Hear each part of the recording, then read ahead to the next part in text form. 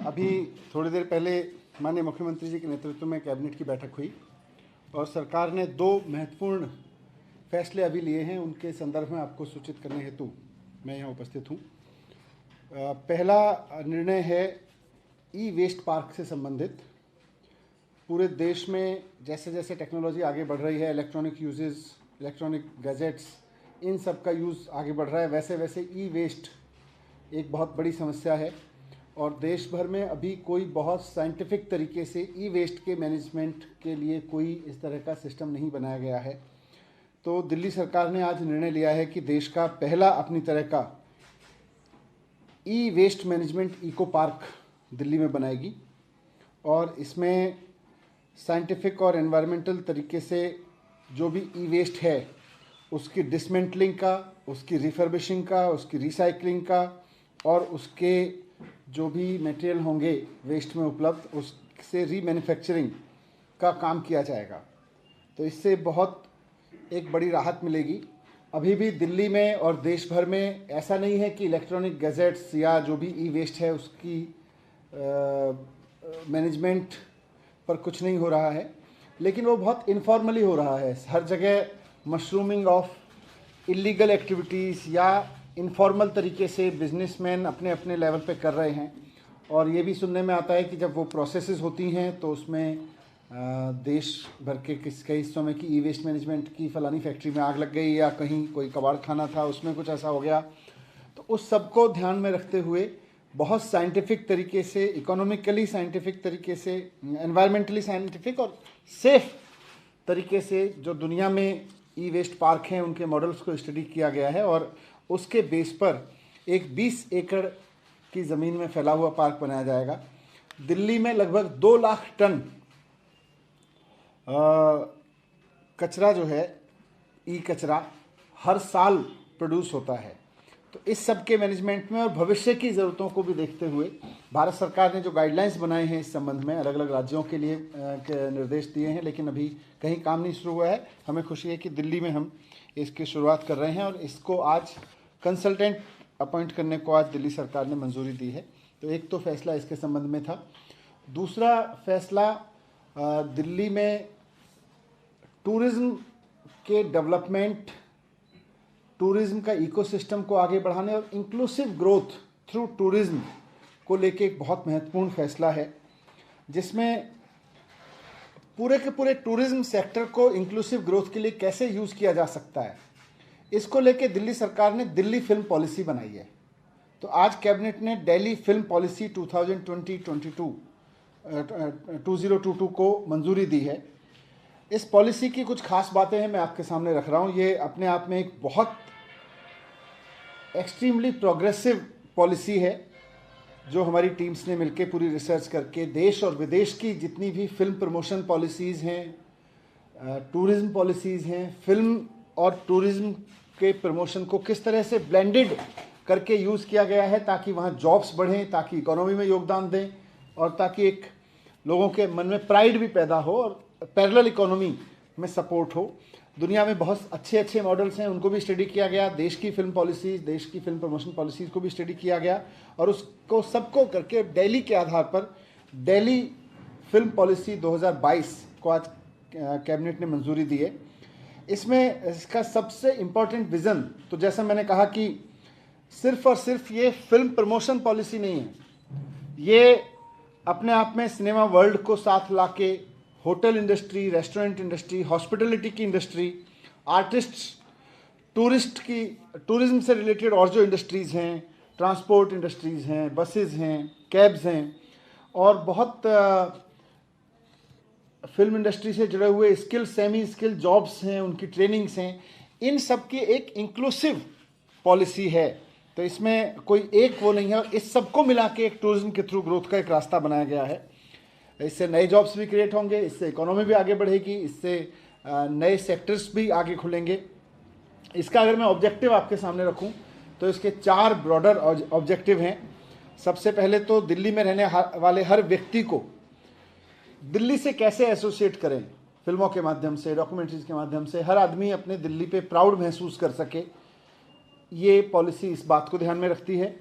दूसरा, दिल्ली की ब्रांडिंग हो, जो भी फिल्में बन रही हैं नेशनल इंटरनेशनल लेवल पर, उसमें दिल्ली एक फिल्म शूटिंग लोकेशन के ब्रांड के रूप में सामने आए, उसको हमने ध्यान में रखा है।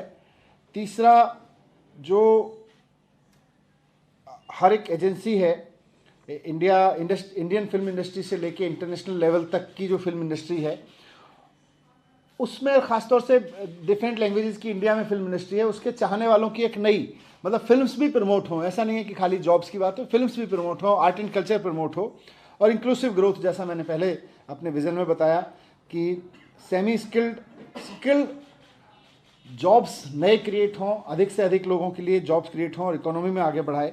तो इस तरह का एक इंक्लूसिव ग्रोथ, और सिर्फ फिल्म सेक्टर का नहीं, फिल्म इंडस्ट्री का नहीं, बल्कि टूरिज्म इंडस्ट्री से जुड़े हुए जितने भी फील्ड्स हैं उन सब की ग्रोथ को लेके साथ चले, इसको विजन में लेके चल रहे हैं।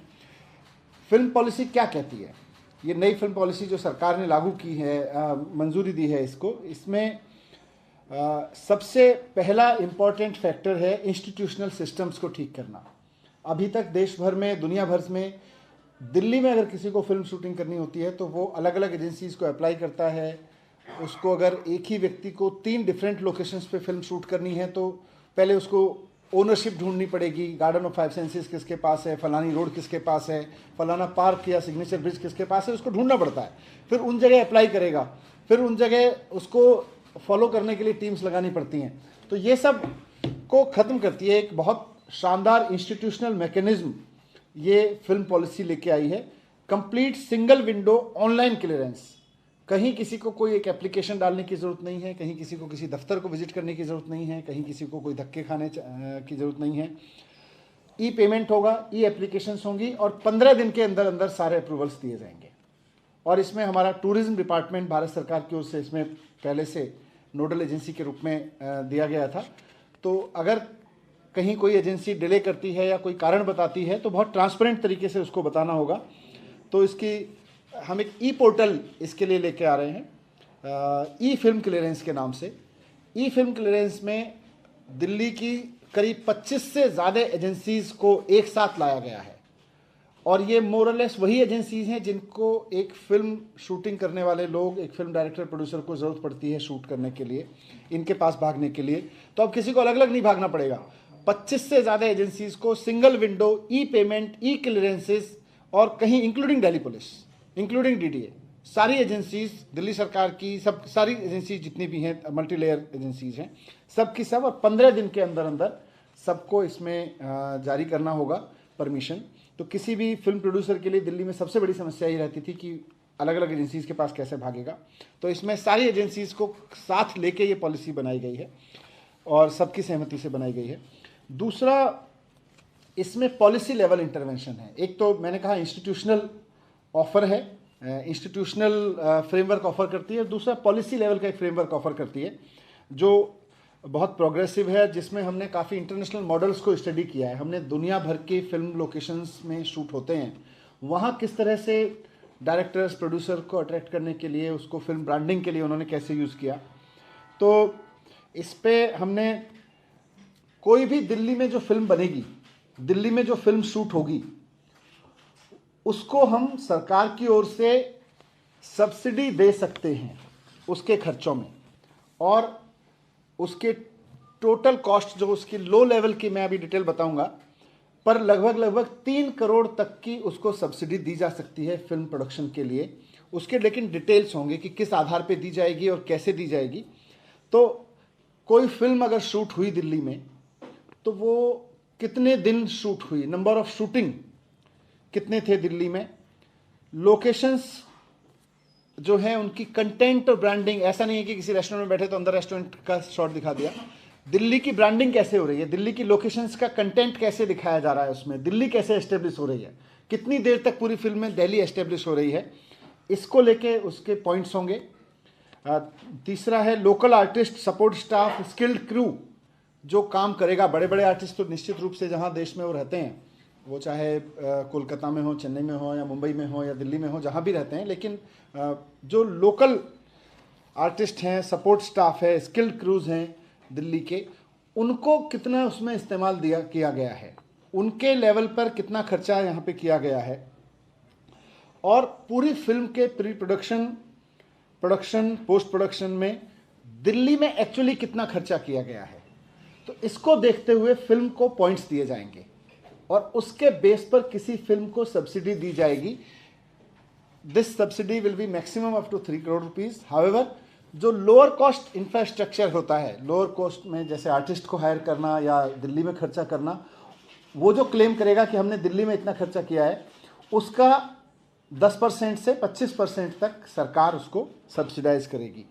ये हमने यूरोपियन कंट्रीज़ में काफ़ी है, इंटरनेशनल लेवल पर बाकी जगह भी है। यूरोपियन कंट्रीज़ के काफ़ी प्रोग्रेसिव देश जहाँ फिल्में शूट होती हैं और जो फिल्मों की वजह से एक बड़ी ब्रांड बने हैं, उनमें हमने देखा है।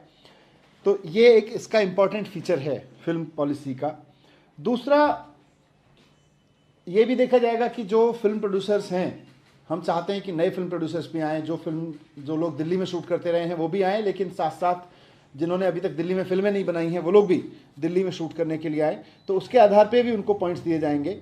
इंटरनेशनल लोकेशंस में दिल्ली को हम आगे लेके आना चाहते हैं और दिल्ली के देश के, दुनिया के बहुत सारे शहरों के साथ में सिस्टर सिटी एग्रीमेंट्स हैं, जैसे मॉस्को के साथ था, जापान के कुछ शहरों के साथ हैं, जर्मनी के शहरों के साथ हैं, इस तरह से कई शहरों के साथ में हैं।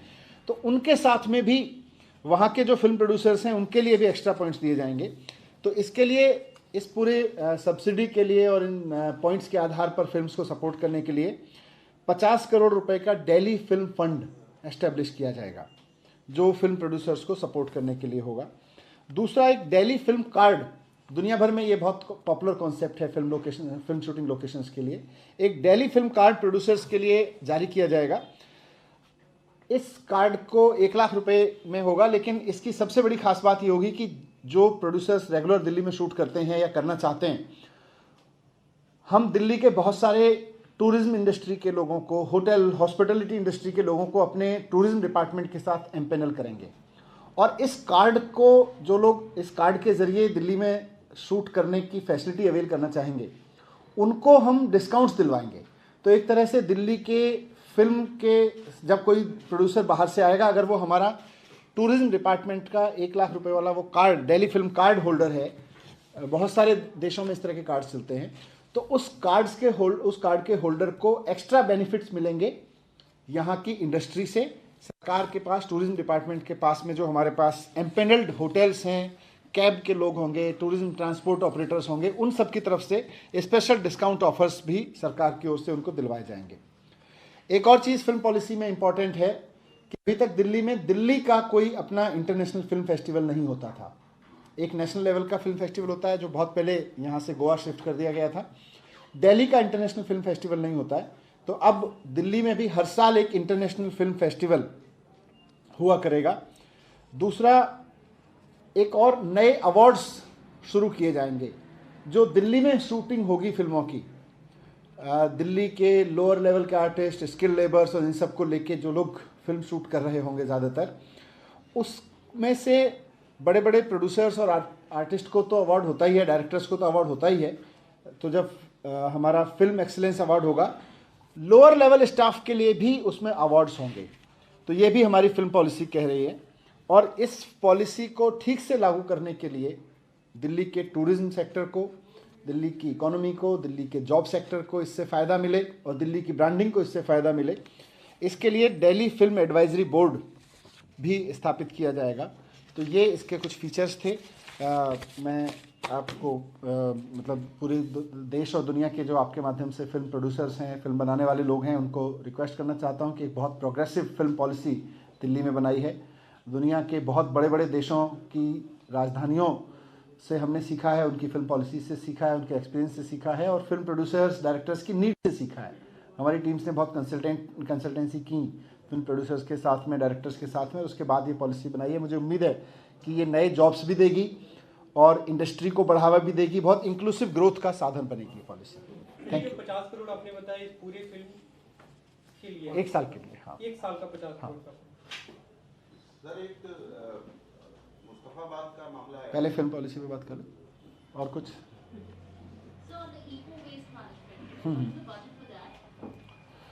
उसके लिए अभी बजट नहीं, अभी तो वो आर्किटेक्ट उसके लिए कंसल्टेंट अपॉइंट हुआ है, तो उसके लिए तो जो भी सरकार की ओर से बजट की जरूरत पड़ेगी, सरकार तो इन प्रिंसिपल क्योंकि अप्रूवल है वो तो होगा ही होगा। सर ई वेस्ट को हम ज़्यादातर मानते हैं मोबाइल, कंप्यूटर, लैपटॉप, चिप्स होते हैं, लेकिन दिल्ली में ई व्हीकल्स की बड़ी संख्या में बैटरी का एक अनऑर्गेनाइज्ड सेक्टर है जो खुले में होता है, क्या उसका भी कुछ? वो सब भी आएगा, हर तरह के इलेक्ट्रॉनिक का वेस्ट होता है।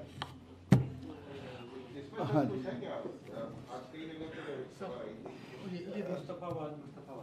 उसमें पहले से कल बताया भी था कि